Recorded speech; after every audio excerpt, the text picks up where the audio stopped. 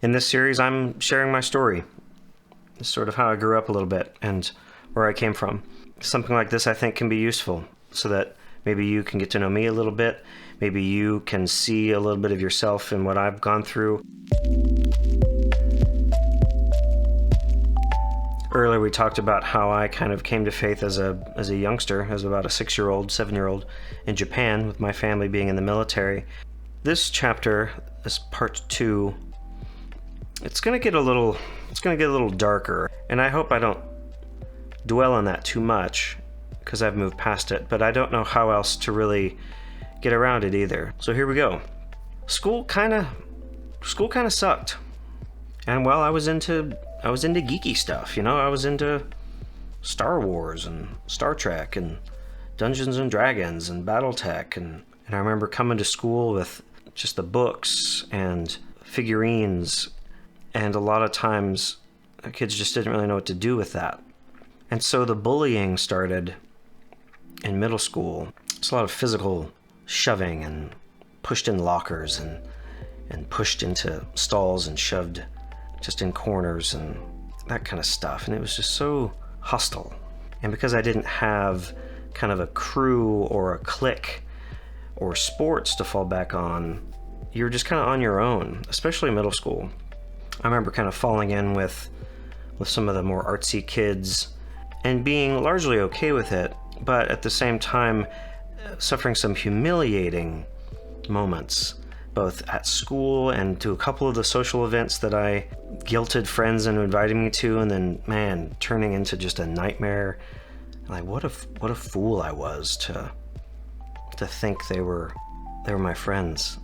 But when you live on a military base, you're that much removed from neighborhoods. That's one of the things about being a military kid, is it's kind of its own world, right? It's kind of its own thing. Even if you were staying put, the neighborhood around you was constantly in flux because everybody else was also coming and going. So every 3 to 6 months, then even your neighborhood just totally changed. But since I didn't live around anybody, you're just removed from the classmates that you ultimately stumbled into. It just added another layer of distance. And so I think it was just all the easier to relegate me to sort of the freaks and or geeks end of the popularity pool. And going from middle school even into high school, you never shake that stigma of just being just this geek or this nerd. There were several kids kind of in my same situation who were kind of near the bottom of the pecking order of things from a social standpoint. And you know that saying about, you don't have to outrun a bear, you have to be the second slowest person in the group because the bear will get the slowest person and you can get away. Well, that's kind of true too when it comes to kids and their savagery. Just the constant pressure and the constant ridicules and the being made to feel that you're not really worth that much. I realized that I wasn't at the bottom, and that, I was close. The little groups of girls here and the little groups of guys there, as soon as they saw me coming, it was always, you just kind of knew it was going to happen. But you would look around and you would see a couple of the people who were even lower than you were, and you were thankful they were there because the bear would go after them instead of you. And I wish I could tell you that we all became friends in that lower strata. I wish I could tell you that we stood up to the bullies, but we didn't. And this one kid in particular, I'm not sure what his exact situation was, but he was different. And he had this curly hair, and he had glasses, and he had some mannerisms, and it was super easy for, especially the girls, the vicious, to just dig into him. Like, oh, Chris, nappy headed, blah blah blah, whatever. Hey Chris, say this, whatever and he's in tears sometimes, and then that just made it worse. And he hung himself, I think my sophomore year of high school, and his suicide note pretty much just talked about how unrelenting it all was. And it always just sits with me that I didn't do anything to help his situation or to stand up for him, nor him me.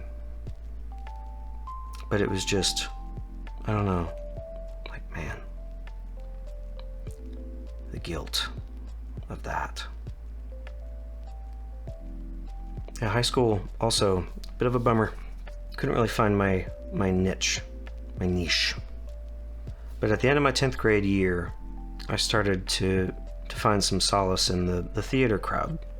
And I started to get in the theater, which a lot of wayward souls kind of end up in the theater, right? And 11th grade, I started being in the plays. Took the edge off the bullying. And I could be awkward and quirky. And then we had to move right after my junior year from Charles County, Maryland, just south of DC, to Ashland, Kentucky. My dad was getting out of the Navy, and my grandparents, his parents, were getting older, and they were sick. And as an only child, he absolutely kind of rushed back to care for his parents. And just like when we moved to Maryland, when we moved to Kentucky, we also found a church. It was a Southern Baptist church, and the pastor who was there first was just very traditional, one of these alcohol is evil, dancing is evil kind of guys, like Footloose kind of guys, right? And I remember hearing him talk to the youth group sometimes and about how, Jesus didn't drink wine. Alcohol is evil. It's a sin. Jesus didn't actually drink wine. He turned it into juice as it passed. He was handed wine. As he drank it, he would turn it into juice so that his lips never touched alcohol. And by this point, I was getting a little worn thin on the traditional church stuff. From a faith perspective, my religion just left me feeling inadequate. I felt bad all the time. I felt guilty all the time. I was one of those kids that asked God to forgive him and asked God to save him about 1,000 times, because it just never seemed to stick. I was chasing feelings a lot, because you would feel elated. You would even have these experiences after worshiping or after attending some kind of youth event or something like that. But then those feelings would go away due to just natural chemistry and emotional states. And I would feel like, oh, well, I'm doing something to lose that because I'm not worthy or I'm not faithful enough. And so I was chasing after those feelings. And did you go through this in your earlier years of religion, where you're kind of chasing this feeling of this high feeling, and when it goes away, you wonder what you did wrong? I was like a really insecure boyfriend who was constantly asking, are you okay? What can I get you? Did I do something wrong? Or did I do this wrong? Or did I do that wrong? I mean, goodness. It started to wear me down a bit. It all manifested with what was eventually diagnosed as just severe anxiety depression. This is where the thoughts of suicide started to come in, much more pronounced. I needed to get actual help from doctors. I had to get put on medications. It was all just a lot. And so then it became time to figure out what I was going to do for college. But it just really wasn't in the best headspace for it. And ended up going to junior college, which is great. Could have easily gotten into huge amounts of debt by just floundering around, but went to junior college for a couple of years. I was hanging out with the theater crowd at this community college, and it's really where I started to notice guys a little bit more. And I started just wondering. And of course I wasn't gay, because that, from a religious standpoint, that's just, man. I started to learn how to separate myself from my faith. And it's a terrible path to be that disingenuous, where I would go to church, put on the face, smile, and say the prayers and sing the songs, knowing that it wasn't me. I tell you, what I liked about the gay community, even from that early point, was the acceptance. You were just accepted. You didn't get that in church. Church came with a lot of conditions. But if you're gay or bi, you just are. And I had never really experienced that. I had never really experienced that level of acceptance before. And it was beautiful. It was disarming. And I started just drinking more and smoking more weed and getting into things that I shouldn't get into. Unhealthy habits, unhealthy people. Some really genuine friendships, but just marred by just chemicals and pursuits. And I remember going to Lexington with a friend of mine who was pledging to a frat because, you know, it was like his life path to go to University of Kentucky, and I was hanging out with them, and we were playing all these drinking games to prove how great we were at drinking. The guys were like, "Yeah, man, we'll just come to UK, man. We'll let you into our frat."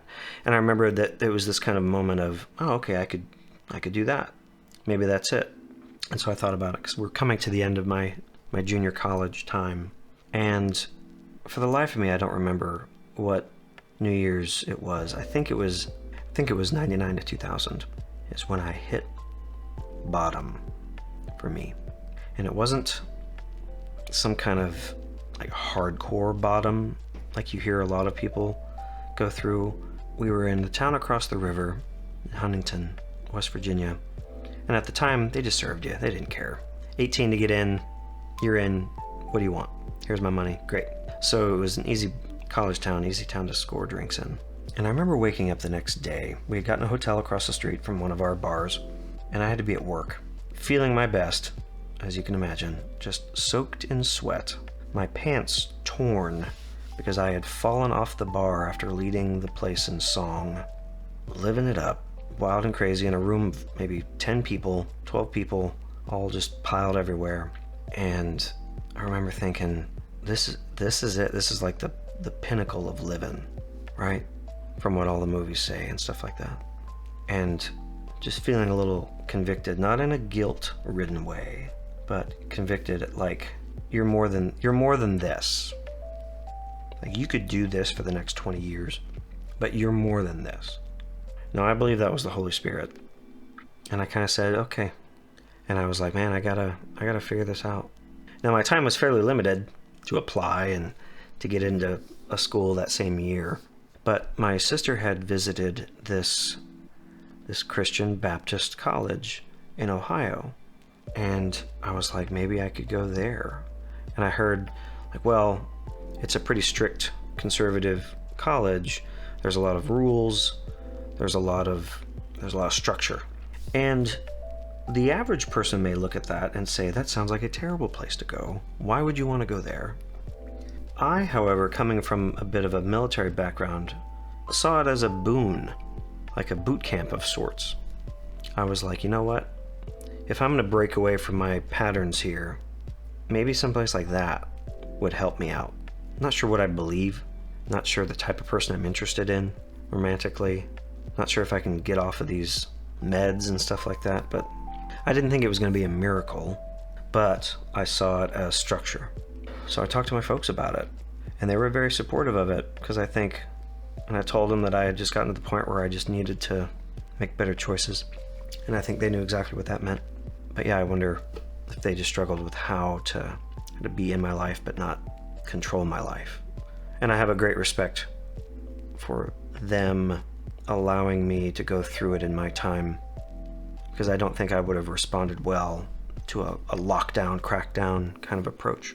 And I recognize now, especially being a parent, how difficult that must have been to simply trust that God would keep their child safe. And we looked into things, and I qualified for a little bit of assistance, but not much, and we ended up taking out a lot of loans to go to this place. Now, little did I know that this school, had just as many opportunities to fall into the exact same sorts of things, and that legalism was a thing. Hadn't really experienced it to this level, but it was something else to survive. More on that later. If anything kind of resonated with you, just hit the like button, leave a comment, let me know, and we'll keep going.